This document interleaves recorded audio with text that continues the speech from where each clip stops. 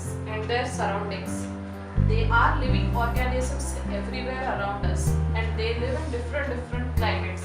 Some are adapted to live in summer climate, some are adapted to live in rainy conditions, and some are adapted to live in extreme cold frosty climates.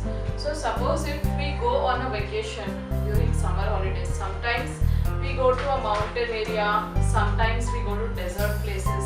So talking about India, mountain areas are mainly near Himalayas, Eastern Ghats, Western Ghats. There we see different type of animals and plants.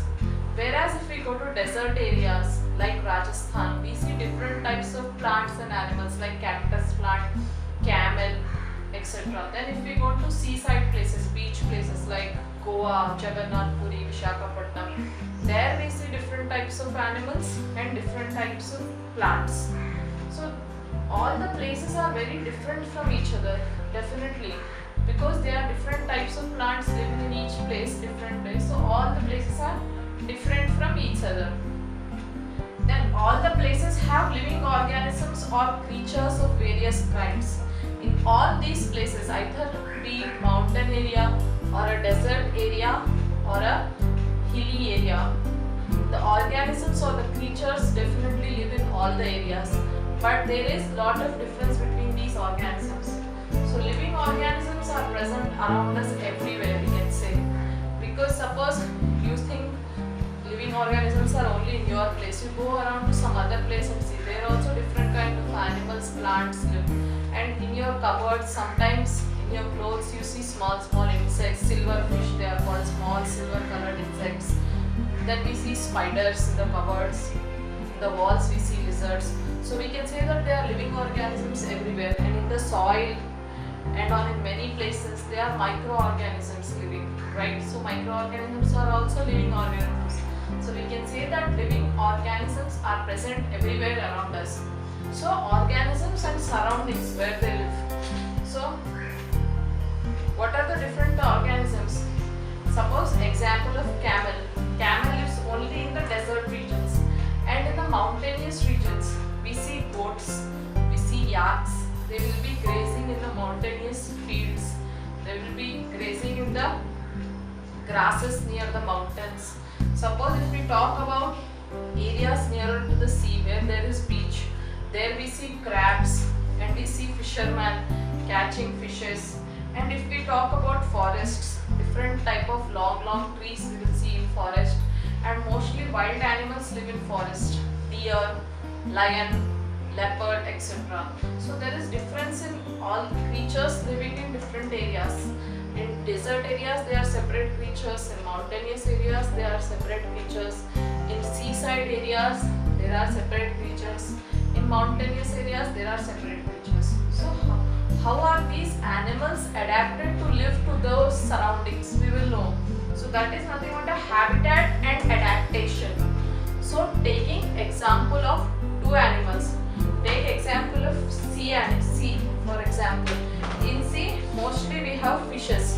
So what are the adaptations in the fish's body so that they can live in the water? Why can't they live in the land? They have a streamlined shape. Streamlined shape means narrow at both the corners. If you see a boat which goes in water, it will be narrow at both the ends. So that is called streamlined shape. So streamlined shape is the narrow at both the ends of the body. So fishes have narrow at both the ends.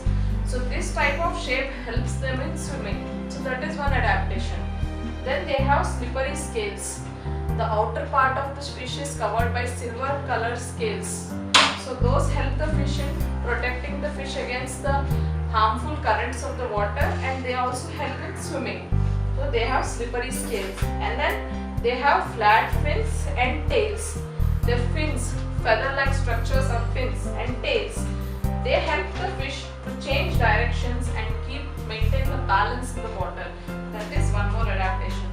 To change the directions and help to maintain the balance in the water without either going down or coming extremely up, either not drowning or not coming to the surface. They maintain a balance in the water.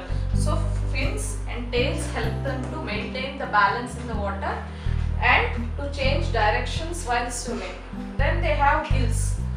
gills help them to breathe.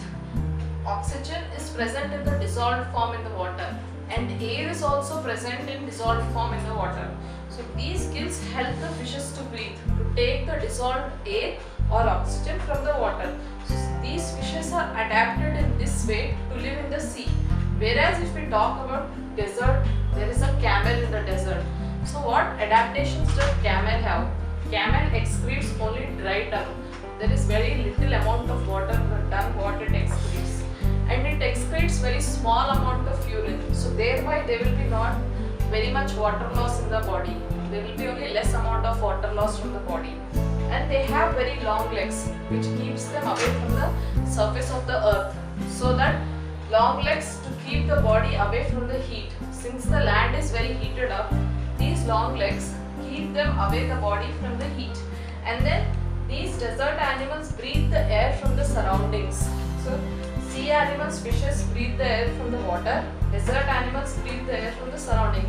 So what we observe is these are the different adaptations in their body, in the animals, so that they get adapted to their surroundings. So what can we say adaptation? The definition of adaptation is presence of specific features or certain habits which enables a plant or an animal to live in its surroundings. So special features are there in every plant or animal so that it adjusts to its surroundings. That is nothing but adaptation.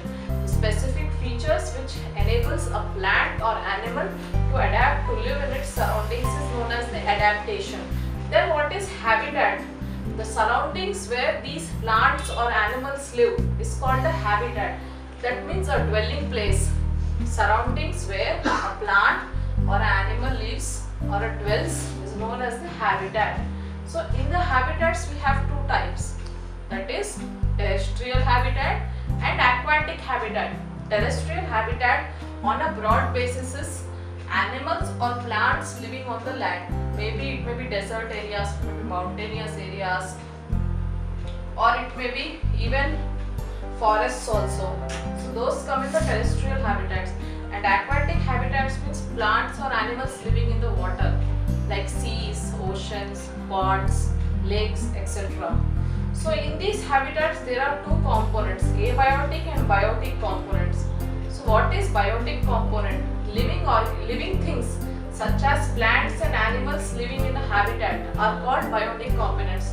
Plants or animals that are the living things in a habitat are known as the biotic component. Biotic component means living things and abiotic component means non-living things.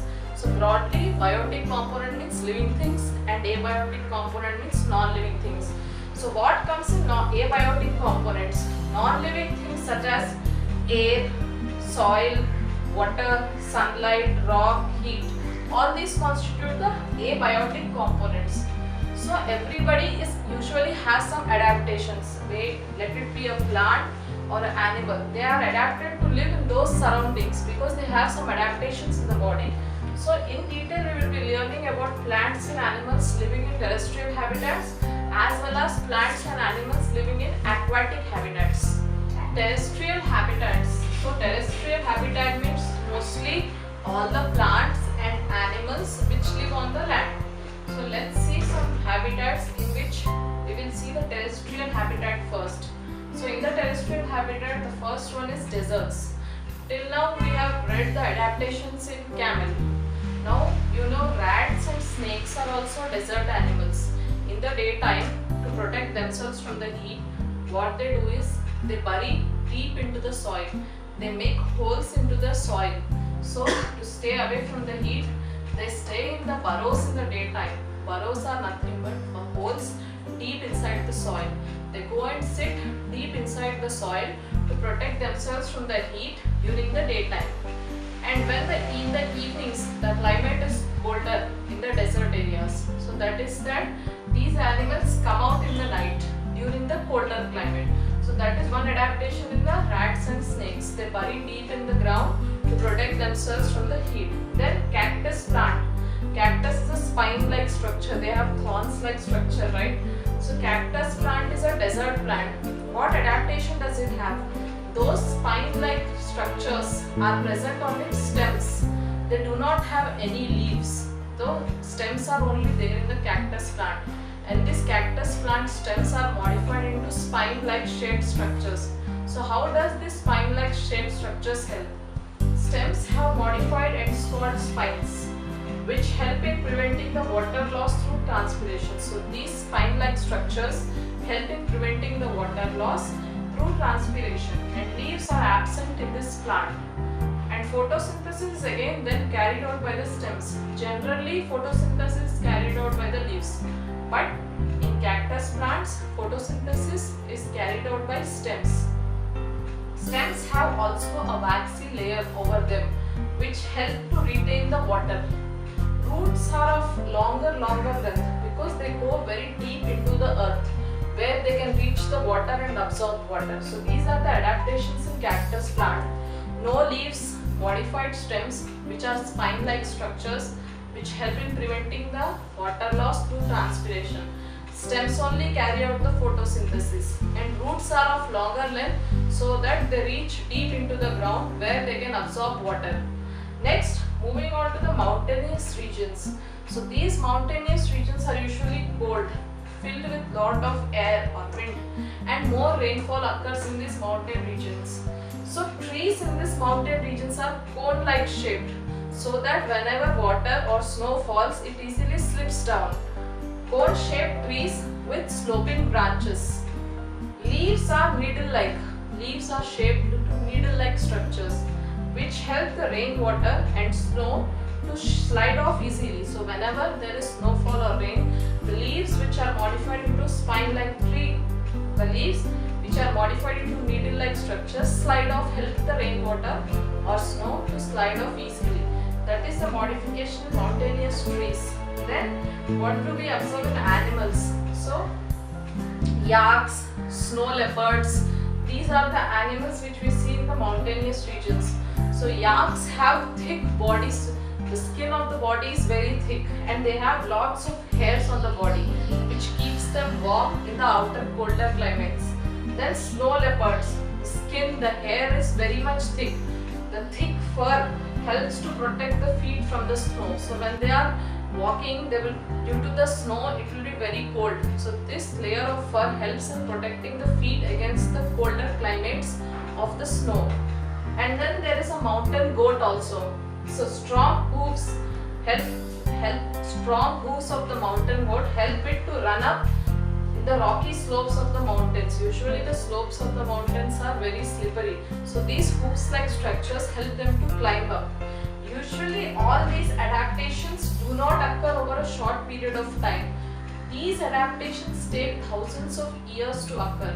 So animals which cannot change their body according to these adaptations die. They eventually die. So only those animals which can change their body according to these surroundings can only live and adapt to these surroundings. So that is it.